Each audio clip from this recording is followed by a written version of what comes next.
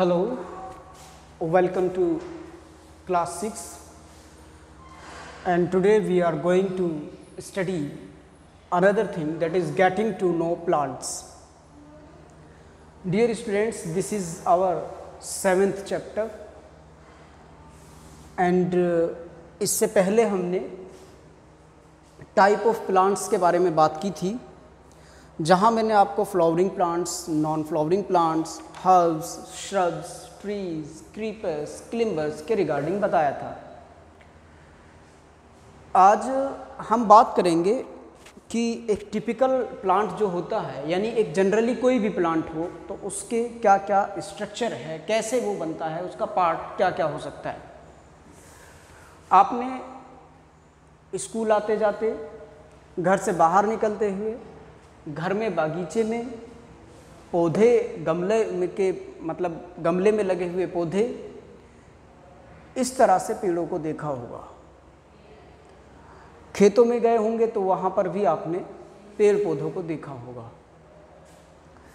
आज उसी देखे हुए चीज़ को हम बात करेंगे और समझेंगे, तो उसका स्ट्रक्चर कैसा है किसी एक टिपिकल प्लांट का। वहाँ दो चीज़ होती हैं, एक तो वो पार्ट जो ज़मीन में नीचे होता है, उसको हम क्या बोलते हैं, रूट। एक होती है रूट जो ज़मीन के नीचे पौधे का हिस्सा है, उसे हम रूट कहते हैं। ज़मीन के ऊपर जो हिस्सा है उसको हम शूट कहते हैं। हमारे पास एक पौधे में दो अलग अलग सिस्टम हुए, इसको हम रूट सिस्टम कहेंगे, इसको हम शूट सिस्टम कहेंगे। ज़मीन के नीचे वाला रूट सिस्टम, ज़मीन के ऊपर वाला शूट सिस्टम। अब इसमें बात करें कि रूट सिस्टम में क्या क्या हो सकता है। रूट सिस्टम में आप ये देख रहे होंगे कि ये रूट है, राइट। और कई बार किसी रूट में, सपोज करो ये वाला अगर देखें, ऐसे कर करके भी मतलब छोटे छोटे बालियां सी निकली होती हैं, और प्रोबेबली इनको हम क्या बोलते हैं, इनको हम बोलते हैं रूट हेयर्स। Root hairs.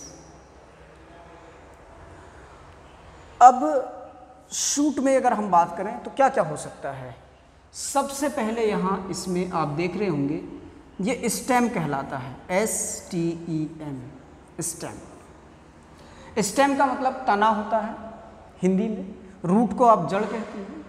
तना ज़मीन के बाहर होता है जनरली, और इसका अपना एक पर्टिकुलर काम है, इसका अपना पर्टिकुलर काम है। इसके अलावा आप ये भी देखते हैं कि इसमें स्टेम है, लीफ है, राइट, दिस इज लीफ, ये लीफ है, ये स्टेम है।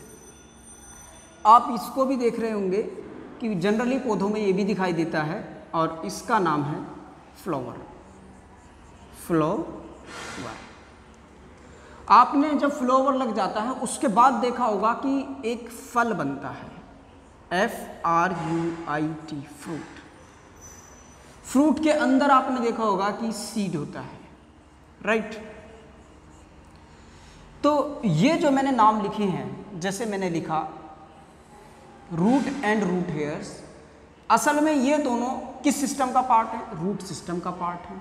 इसके अलावा मैंने इस प्लांट में जो बनाया है, स्टेम बनाया है, लीफ बनाई है, तो स्टेम शूट सिस्टम का पार्ट है, लीफ शूट सिस्टम का पार्ट है, फ्लावर शूट सिस्टम का पार्ट है, फ्रूट शूट सिस्टम का पार्ट है, सीड शूट सिस्टम का पार्ट है। तो ये सारे के सारे मिल करके क्या बनाते हैं, शूट सिस्टम, राइट।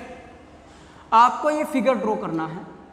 साइंस की नोटबुक में एक पेज तो होता है रूल्ड, जिसमें लाइन होती है। ये तो पेज रूल्ड है, इसमें तो लाइंस होती हैं, लेकिन ये ब्लैंक होता है। जो रूल वाला होता है उसमें नोट्स बनाए जाते हैं, उसमें क्वेश्चन आंसर किए जाते हैं। जो ब्लैंक होता है उसमें फिगर्स बनाए जाते हैं। आप सबको ये वाली फिगर कहाँ ड्रॉ करनी है, बिल्कुल ब्लैंक वाले पेज पे आपको ड्रॉ करनी है, जहाँ ये चैप्टर शुरू होगा उस जगह। क्या ड्रॉ करेंगे, इसको लिखेंगे, मतलब बनाएंगे, पूरा ड्रॉ करेंगे, और ऐसे फिर लिखना शुरू करेंगे। इन दोनों को मिला के लिखेंगे कि ये क्या है, रूट सिस्टम। इसको क्या लिखेंगे, ये है शूट सिस्टम, राइट। अब आज हम बात करेंगे रूट्स के बारे में। बस जो रूट सिस्टम होता है असल में दो तरह का है, एक होता है प्राइमरी रूट, एक होता है secondary root. Primary root system जो होता है वो शुरू में तो मतलब पौधे में होता है और वो परमानेंट भी रहता है। जैसे आम का पेड़ है, अमरूद का पेड़ है, इनकी जड़ होती है और वो परमानेंट होती है। लेकिन जो सेकेंडरी रूट है, ये प्राइमरी रूट या तो किसी दूसरी चीज़ में कन्वर्ट हो जाएगी, बदल जाएगी या ख़त्म हो जाएगी। इसके बाद सेकेंडरी रूट निकलनी शुरू होगी, उसका नाम हम लेते हैं। मतलब पहली रूट जब मॉडिफाई हो जाए या ख़त्म हो जाए तो इसके बाद जो रूट बची उसका नाम हम सेकेंडरी रूट कहते हैं। अच्छा, रूट के अल्टीमेटली फंक्शन क्या क्या है? रूट के 5 फंक्शन याद करने हैं।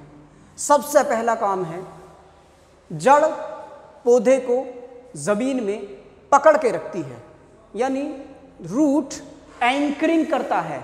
एंकर मतलब पकड़ के रखता है, मजबूत पकड़। किसके साथ? Anchor the plants to the soil. मतलब रूट जो होती है वो पूरे प्लांट को एंकर करती है, पकड़ के रखती है। किसके साथ? मिट्टी के साथ। किसका काम हुआ? ये रूट का काम हुआ। दूसरा काम क्या है रूट का? That is absorption. What is the meaning of absorption? इसको हमारी तुम्हारी भाषा में बोलते हैं चूसना। यानी रूट चूसने का काम करती है। क्या चूसती है? रूट चूसती है पानी। कहाँ से? पानी, मिनरल, जो खाद वगैरह हम डालते हैं वो कहाँ से चूसेगी? जहाँ होती है मिट्टी में। तो मिट्टी से, सॉयल से क्या एब्जॉर्ब करती है? Water and mineral. The root absorbs water and mineral from the soil. Point number 2। Now point number 3, that is prevent soil erosion. अब देखिए, एक मैदान है, उस मैदान में घास उगी है। अब बारिश पड़ती है, इतनी बारिश पड़ती है बहुत ज़बरदस्त, तो उस मैदान की मिट्टी नहीं हिलती है, उस मैदान की मिट्टी वहीं की वहीं रहती है। जबकि एक मैदान जिसमें बिल्कुल भी घास नहीं है और ज़ोरदार बारिश अगर हुई तो वहाँ की मिट्टी बह जाती है, यानी सॉयल इरोज हो जाती है, यानी सॉयल का इरोजन हो जाता है। लेकिन जहाँ घास थी वहाँ मिट्टी वहीं के वहीं रहती है, घास उसको पकड़ के रखती है, जमाए रखती है। तो इसका मतलब ये हुआ कि जो रूट्स हैं ये मिट्टी को चूंकि पकड़ के रखती है, इसलिए मिट्टी बहती नहीं है और मिट्टी के कटाव को, बहाव को रोकने का काम भी रूट्स का है। यानी ये थर्ड पॉइंट हुआ कि ये प्रिवेंट करती हैं, रोकती हैं सॉयल इरोजन होने से, मिट्टी के कटाव को होने से। इसके अलावा एक नेक्स्ट पॉइंट है, दैट इज क्लिम्बिंग। कुछ रूट्स ऐसी होती हैं जैसे बेल। बेल की जो आपने देखा होगा कि जो बेल है वो पेड़ पे, किसी थमले पे, मतलब जो ऐसे करके खंबा खड़ा है उस पे, तो वो चढ़ती है। चढ़ने के में मदद कैसे होती है? जैसे सपोज करो इस पे चढ़ना है किसी को और ये बेल है, तो बेल ऐसे ऐसे चढ़ते वक्त यहाँ पर मतलब जब टच होती है इससे तो अपनी पकड़ बनाने के लिए कुछ रूट्स निकालती है। तो मतलब ये रूट्स असल में इस दीवार को पकड़ के रखने का काम करती हैं। तो क्लिम्बिंग मतलब चढ़ने का काम, चढ़ने में मदद करती है। किसको मदद करती है? लताओं को, बेल, है ना। अगला टॉपिक, अगली बात, दैट इज स्टोरेज। आपने देखा होगा ना, जैसे गाजर है, मूली है, शलजम है, इन सब का काम क्या है? ये सब असल में रूट हैं, पर इनमें जो प्लांट ने खाना बनाया था अपने लिए, लेकिन ज़्यादा बन रहा था तो उसको कहाँ रखते हैं फिर हम संवा के? हम तो अपने खाने को फ्रिज वगैरह में रख देते हैं ताकि ख़राब ना हो। पेड़ भी अपने खाने को कहाँ रख देते हैं? कुछ ऐसे ऑर्गन्स में रख देते हैं जहाँ रखा जा सकता है। जैसे पेड़ रख देते हैं खाने को रूट्स में, लीफ में, स्टेम में। तो कुल मिलाकर हम ये बात कह सकते हैं कि रूट्स कहीं ना कहीं फूड स्टोरेज में भी मदद करती हैं, खाने को बचा के रखने में मदद करती हैं। इसके बाद नंबर आता है कि जो रूट होती हैं ये असल में सारे पेड़ों की रूट एक सी होती हैं या कुछ पेड़ों की रूट थोड़ा सा अलग काम भी करती हैं। आम का पेड़ है, उसमें फल जो लगता है वो कहाँ लगता है? पेड़ के ऊपर। लेकिन अगर हम गाजर को देखें तो वो तो ज़मीन में लगती है। असल में बात ये है कि वो जो रूट होती है कभी कभी बदल जाती है, मॉडिफाई कर जाती है, चेंज हो जाती है और वो अपने अंदर स्टोरेज का काम करती है।